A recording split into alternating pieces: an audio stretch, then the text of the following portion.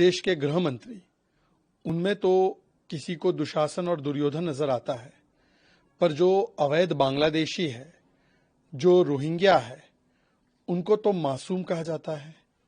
तो कुछ लोगों के लिए घुसपैठिया देवता और भगवान समान है, जो बाहरी है वो देवता समान है, और जो भारतीय है, जो बंगाल प्रेमी है, वो दुर्योधन और दुशासन है।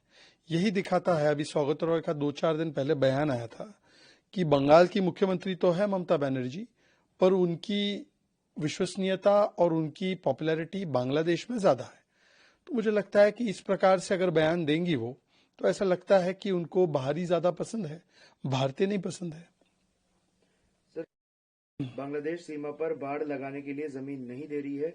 उन्होंने पूछा कि त्रिपुरा, असम, राजस्थान, पंजाब, कश्मीर और गुजरात में घुसपैठ क्यों रुकी हुई है और बंगाल की तरफ से ही क्यों हो पाएगी। एक समय था कि ममता बनर्जी ने स्वयं, सोमनाथ चैटर्जी स्पीकर थे, उन पर कागज उछाले थे और कहा था 2005 में कि कांग्रेस और लेफ्ट की सरकार अवैध बांग्लादेशी और घुसपैठियों को बसाने का काम कर रही है।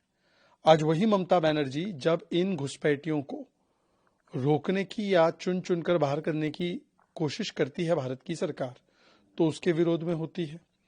पूरे देश भर में हमने फेंसिंग कर रखी है बॉर्डर की।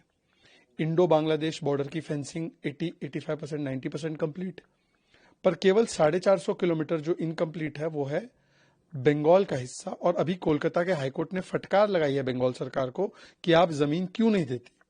इसका मतलब कि अब वो घुसपैठिया बचाओ के नाद में, घुसपैठिया बचाओ के चक्कर में, रोहिंग्या बचाओ के चक्कर में किस प्रकार से राष्ट्रीय सुरक्षा के साथ खिलवाड़ किया जाता है,